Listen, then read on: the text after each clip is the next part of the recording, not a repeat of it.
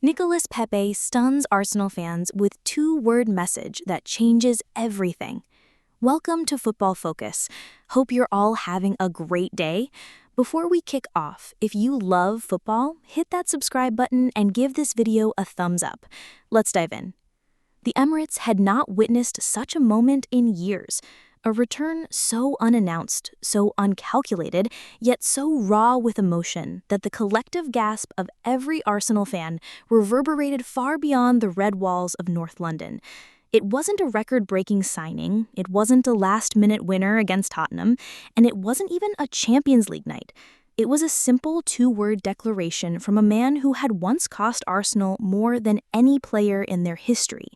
Nicolas Pepe, with all the weight of expectation and criticism behind him, simply said, "I'm back." These words would normally be glossed over, a player returning to training, nothing new. But when that player is the enigmatic Ivorian, whose time in England has been more scrutinized than celebrated, it becomes the kind of moment that stirs football to its emotional core. And it becomes news. Pepe's story is unlike most others. Arriving from Lille with highlights that made defenders look like ghosts, he was to be Arsenal's lightning bolt, the missing piece in an Arsenal side that had struggled to recapture its Invincibles-era swagger. His left foot, they said, would light up England. But in a league where patience is thin and judgment is swift, Pepe's fireworks fizzled out too soon. It wasn't for lack of trying. Under Unai Emery, he was finding his feet. Under Arteta, he was losing his place. Not to tactical negligence, but perhaps due to a philosophy that demanded things Pepe was never trained for: constant pressing, tight defensive discipline, efficiency over expression. What makes Pepe dangerous is what also makes him unpredictable. And in a system as tightly wound as Arsenal's under Arteta, unpredictability became a risk rather than an asset. Yet here he was, August 2025, shirt tucked, boots laced, back on the pitch with a hunger that couldn't be coached. It was the way he carried himself. No showmanship, no press release, just a man returning to what he knew best, the grind. His two-word message, posted across social media without glamour or graphics, was enough to light the fuse. "I'm back." Within hours, Arsenal fans were split. The nostalgic romantics welcomed him with open arms. The skeptics sharpened their statistics. But everyone, and that includes those on the board, was talking. Why was Pepe back? Was he training just to stay fit? Or was this a genuine reintegration into a squad that desperately needs depth on the wings? Bukayo Saka, as dazzling as ever, has carried the right-wing burden longer than expected. Reiss Nelson remains inconsistent. Marquinhos and other academy hopefuls are still untested at the elite level.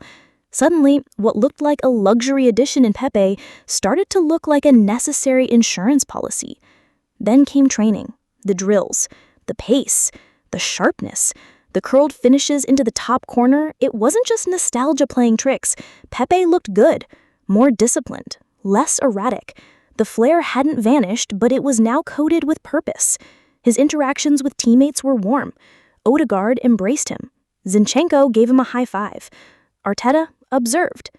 There was no announcement, no confirmation of reintegration, but the biggest indicator of his possible role came when the club released behind-the-scenes footage. Pepe, in the middle of the huddle, receiving instructions.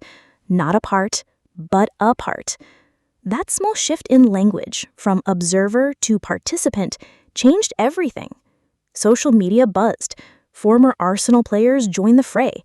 Bakary Sadna posted, "Talent never dies. Sometimes it just waits." Even Cesc Fabregas, who had never played with Pepe, commented on his resilience. It was as though the footballing fraternity had chosen to reframe Pepe's story, no longer a failure, but a fighter. And Arteta? His press conference words were deliberately measured. "Every player who wears this shirt has a chance. What they do with it is up to them." It wasn't an endorsement, but it wasn't a dismissal either. That ambiguity left room for hope. The fans, meanwhile, took matters into their own hands. The next home friendly saw a banner. Pepe, prove them wrong. The Emirates, once cold towards him, now offered a cautiously open heart.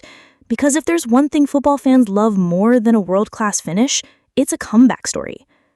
England loves an underdog, and whether Pepe deserves that label or not, he fits the archetype now. The fallen star, the forgotten man, returning to a club that moved on without him, but who now realizes, perhaps, it moved on too quickly. What comes next is uncertain. Will Pepe start against United in the season opener?